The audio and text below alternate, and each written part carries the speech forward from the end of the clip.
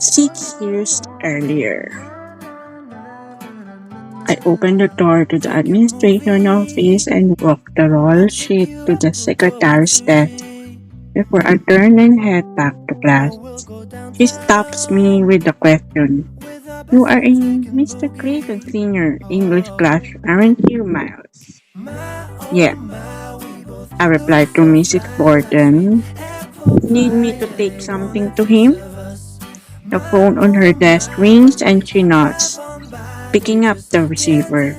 She covers it with her hand. "Wait around another minute or two," she says, nodding her head in the direction of the principal's office. "We've got a new student who just enrolled and she also has Mr. Clayton this period. I need you to show her to the classroom." I agree and plop down into one of the chairs next to the door. I look around the administration office and realize this is the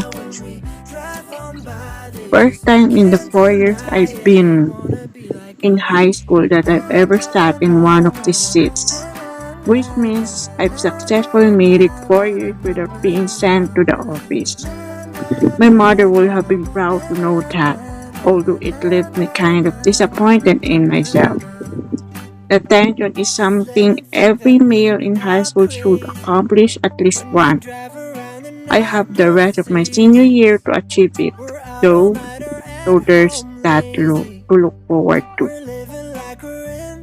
I retrieve my phone from my pocket, secretly hoping Mrs. Borden sees me with it and decides to slap me with that attention slip. When I look up at her, she's still on the phone, but she makes eye contact with me.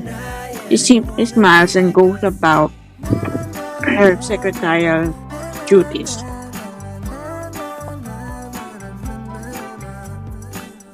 I shake my head in disappointment and open up a text to Ian. It doesn't take much to excite people around here. Nothing new ever happens. "New girl enrolled today, senior." "Is she not? Is she hot?" "Haven't seen her yet. About to walk her to class." "Take a picture if she's hot." "Will do. By the way, how many times have you had detention this year?" "Twice." "Why?" "What'd you do?" "Twice?"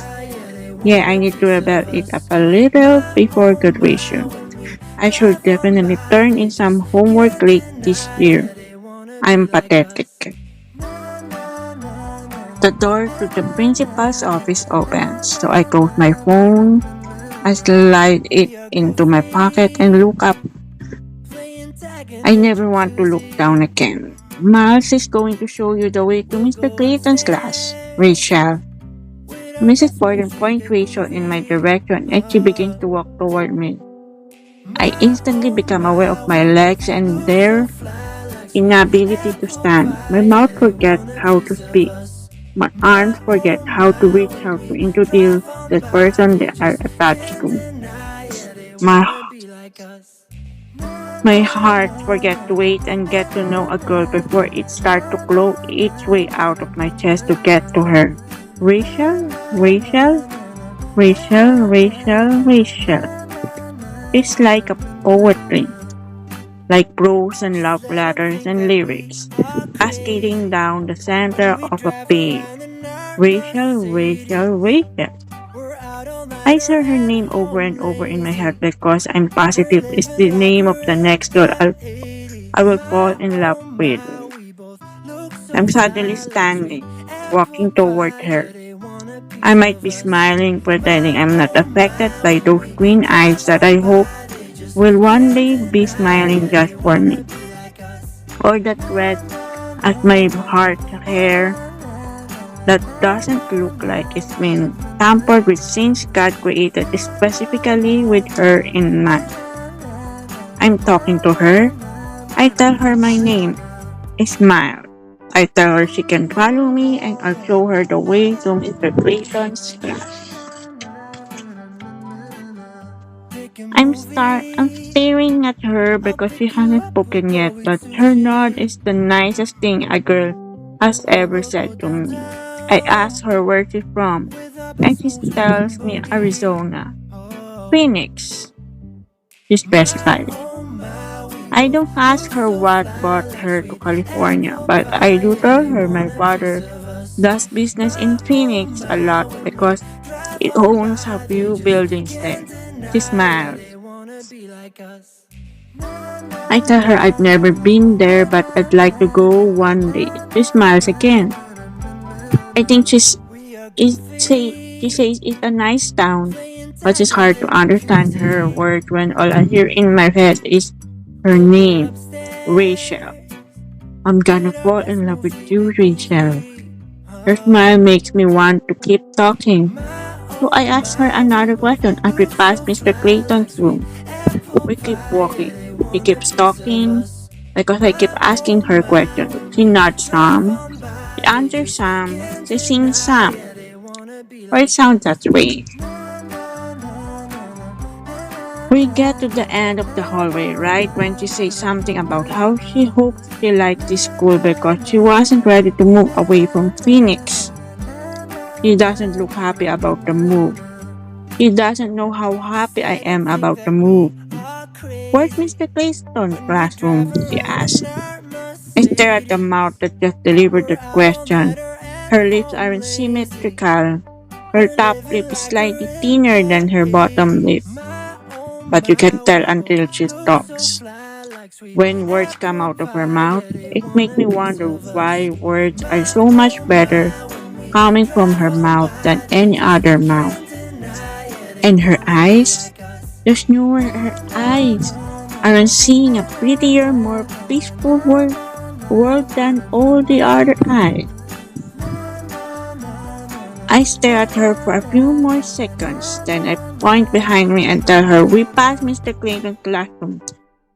Her cheeks grow a shade pinker, like my confession affected her in the same way she's affecting me. I smile again. I nod my head toward Mr. Clayton's class. We walk in that direction. Rachel, you're gonna fall in love with me, Rachel. I open the door for her and let Mr. Clayton know that Rachel is new here. I also want to add, for the sake of all the other guys in the class, that Rachel is not theirs. She's mine.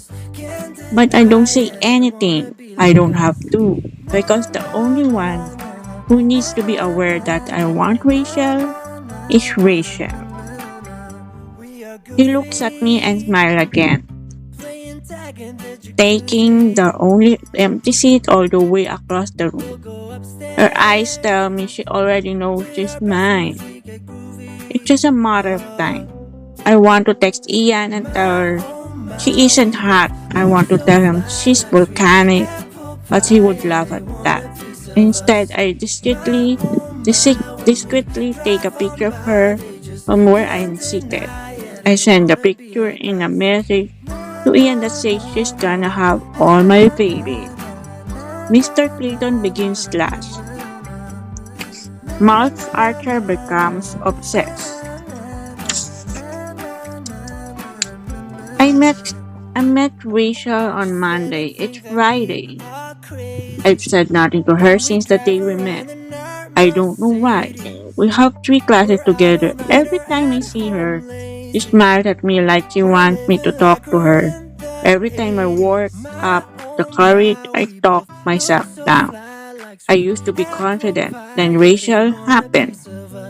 I gave myself until today. If I didn't work up the courage by today, I'd be giving up my only shot with her. Girls like Rachel aren't available for long. If she's even available, I don't know her story or if she's wrapped up in a guy back in Phoenix. There's only one way to find out.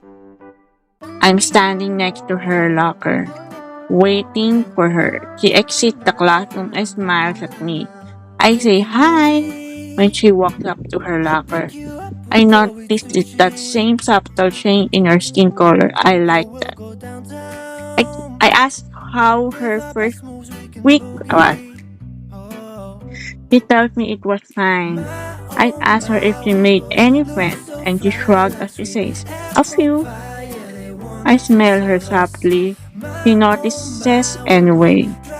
I tell her she smells good. She says, "Thank you." I push through the sound of my heart pounding in my ears. I push past the sheen of moisture developing on my palm. I down I drone out her name, which I keep wanting to repeat out loud over and over. I push it all down and hold her there while I ask her if she'd like to do something later. I kept it all pushed away and make room for her response because this is the only thing I want.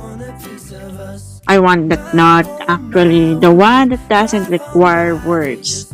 Just a smile. I don't get her nod. She has plans tonight. It all comes back tenfold. Feeling over like a flood and I'm the dam. The pounding, the sweaty palms, her name, a newfound insecurity I never knew existed, burying itself in my chest. All of it takes over and feels like it's building a wall around her. "I'm not busy tomorrow, though," she says, obliterating the wall with her words. I make her room for those words, lots of room. I let them invade me. I soak the words up like a sponge. I pluck them out of the air and swallow them. "Tomorrow works for me," I say. I pull my phone out of my pocket, not even bothering to hide my smile. "What's your number? I'll call you." She tells me her number. She's excited. I knew she's excited. I save her. I save her contact in my phone, knowing it will be there for a long, long time. And I'm gonna use it a lot. I'll pick you up, we'll go eat sushi, or we'll go downtown. With our best moves we can boogie. Oh,